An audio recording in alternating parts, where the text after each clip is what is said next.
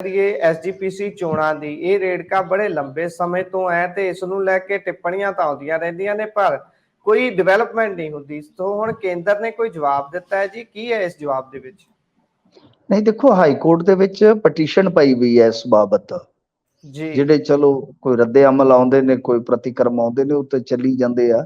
ਪਰੰਤੂ ਗੱਲ ਇਹ ਆ ਕਿ ਇਹ ਹਾਈ ਕੋਰਟ ਦੇ ਵਿੱਚ ਪਟੀਸ਼ਨ ਲੰਮੇ ਸਮੇਂ ਤੋਂ ਚੱਲਦੀ ਪਈ ਹੈ, ਜਿਹਦੇ ਚ ਭਾਰਤ ਸਰਕਾਰ ਦੇ ਵਧੀਕ ਸੋਲਿਸਿਟਰ ਜਨਰਲ ਸਤਿਆਪਾਲ ਜੈਨ ਨੇ ਸ਼੍ਰੋਮਣੀ ਕਮੇਟੀ ਚੋਣਾਂ ਦੀ ਮੰਗ ਦੀ ਜਿਹੜੀ ਇਹ ਪਟੀਸ਼ਨ ਸੀ, ਉਹਦੇ ਜਵਾਬ ਦੇ ਵਿੱਚ ਇਹ ਗੱਲ ਕਹੀ ਆ ਕਿ ਵੇਖੋ, ਹਿਮਾਚਲ ਅਤੇ ਪੰਜਾਬ ਇਹਨਾਂ ਨੇ ਸੂਬਾਈ ਚੋਣ ਕਮਿਸ਼ਨ ਹਾਲੇ ਨਹੀਂ ਲਾਏ, ਜਦੋਂ ਕਿ ਚੰਡੀਗੜ੍ਹ ਵਿੱਚ ਚੋਣ ਕਮਿਸ਼ਨ ਲਗਾ ਦਿੱਤਾ ਗਿਆ। ਮਤਲਬ ਕਿ ਇਹ ਜਿਹੜੀਆਂ ਦੋ ਸਟੇਟਾਂ ਤੋਂ ਭਾਵ ਕੀ ਹੈ ਕਿ ਹਿਮਾਚਲ ਵੀ ਵਿੱਚ ਆਉਂਦਾ ਹੈ ਨਾ, ਹਿਮਾਚਲ ਵੀ ਐਸਜੀਪੀਸੀ ਦੀ ਚੋਣ ਦੇ ਵਿੱਚ ਆਉਂਦਾ ਹੈ। ਤਾਂ ਉਹ ਕਹਿੰਦੇ ਕਿ ਨਾ ਤਾਂ ਹਿਮਾਚਲ ਨੇ ਹੁਣ ਤੱਕ ਆਪਣਾ ਚੋਣ ਕਮਿਸ਼ਨ ਲਾਇਆ ਤੇ ਨਾ ਪੰਜਾਬ ਨੇ ਲਾਇਆ, ਤੇ ਪੰਜਾਬ ਨਹੀਂ ਲਾ ਰਿਹਾ। ਇਹ ਇੱਕ ਬੜੀ ਵਿਚਿੱਤਰ ਜਿਹੀ ਗੱਲ ਆ। ਕਿਉਂਕਿ ਹੁਣ ਸਰਕਾਰ ਬਦਲ ਚੁੱਕੀ ਆ।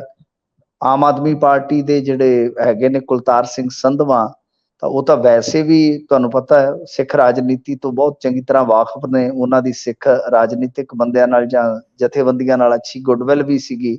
ਤਾਂ ਇਹ ਥੋੜਾ ਇਹਨਾਂ ਨੂੰ ਸਮਝਣਾ ਚਾਹੀਦਾ ਇਸ ਪੱਖ ਤੋਂ ਕਿ 11 ਚ ਚੋਣਾਂ ਹੋਈਆਂ ਸੀਗੀਆਂ ਆਖਰੀ ਵਾਰ, ਚਲੋ ਉਹ ਰੇੜਕਾ ਸੀਗਾ, 5 ਸਾਲ ਨੋਟੀਫਾਈਡ ਨਹੀਂ ਹੋਇਆ ਉਹ ਜਿਹੜਾ ਹਾਊਸ ਸੀਗਾ, ਤੇ ਫਿਰ ਚਲੋ ਉਸ ਨੂੰ 16 ਤੱਕ ਵੀ ਮੰਨ ਲਓ ਅੱਗੇ ਐਕਸਟੈਂਡ ਕਰਕੇ 16 ਤੋਂ 21 ਆ ਜਾਓ, ਤਾਂ 21 2 ਸਾਲ ਉੱਤੇ ਫੇਰ ਹੋ ਗਏ ਨੇ, 2 ਸਾਲ ਉੱਤੇ ਫੇਰ ਹੋ ਗਏ ਆ। ਸੋ ਇਸ ਕਰਕੇ ਇਹਨਾਂ ਡਿਲੇ ਅੱਛਾ ਨਹੀਂ ਹੈ। ਤਾਂ ਪੰਜਾਬ ਸਰਕਾਰ ਨੂੰ ਸਭ ਤੋਂ ਪਹਿਲਾਂ, ਕਿਉਂਕਿ ਜ਼ਿਆਦਾ ਕੰਮ ਜਿਹੜਾ ਐਸਜੀਪੀਸੀ ਚੋਣਾਂ ਦਾ ਹੋਏਗਾ ਉਹ ਪੰਜਾਬ 'ਚ ਹੀ ਹੋਏਗਾ, ਜ਼ਿਆਦਾ ਇੱਥੋਂ ਹੀ ਮੈਂਬਰ ਚੁਣੇ ਜਾਂਦੇ ਆ।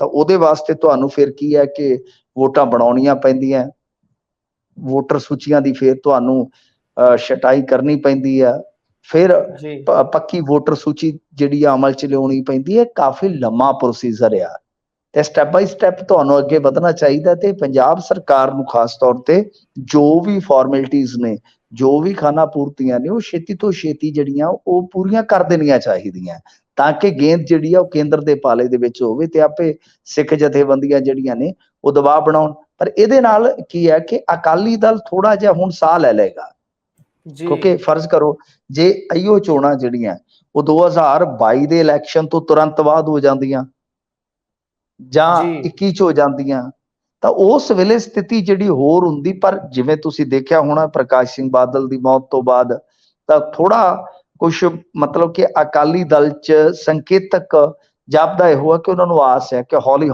ਹੌਲੀ ਗੱਲ ਬਣ ਜਾਏਗੀ ਜੀ। ਤਾਂ ਇਹ ਆ ਕਿ ਜੇ ਤੁਰੰਤ ਮਤਲਬ ਕਿ ਇੱਕ ਹਾਸ਼ੀਆਗ੍ਰਸਤ ਹੋਈ ਤਨਜ਼ੀਮ ਜੇ ਯਕਦਮ ਇਤਿਹਾਸਿਕ ਸੱਟ ਖਾ ਕੇ ਫਿਰ ਏਡੀ ਵੱਡੀ ਲੜਾਈ ਚ ਉਤਰਦੀ ਤੇ ਉਹ ਲੜਾਈ ਵੀ ਜਾਂਦੀ ਹਾਰ, ਤਾਂ ਫਿਰ ਬਹੁਤ ਔਖਾ ਸੀ। ਕਿਉਂਕਿ ਅਕਾਲੀ ਦਲ ਅਸਲ ਦੇ ਵਿੱਚ ਉਹੀ ਭਾਰੀ ਅਕਾਲੀ ਦਲ ਮੰਨਿਆ ਜਾਂਦਾ। ਅਕਾਲੀ ਦਲ ਦੇ ਵੈਸੇ ਤੇ ਟੁਕੜੇ ਹੋ ਕੇ ਬਥੇਰੀਆਂ ਅਕਾਲੀ ਦਲ ਹੋਂਦ ਚ ਆਏ ਆ, ਪਰ ਅਸਲ ਅਕਾਲੀ ਦਲ ਉਸ ਨੂੰ ਹੀ ਮੰਨਿਆ ਜਾਂਦਾ ਜਿਸ ਦੇ ਪਾਸ ਐਸਜੀਪੀਸੀ ਦਾ ਸੰਚਾਲਨ ਹੁੰਦਾ ਜਾਂ ਪ੍ਰਬੰਧ ਹੁੰਦਾ ਹੈ।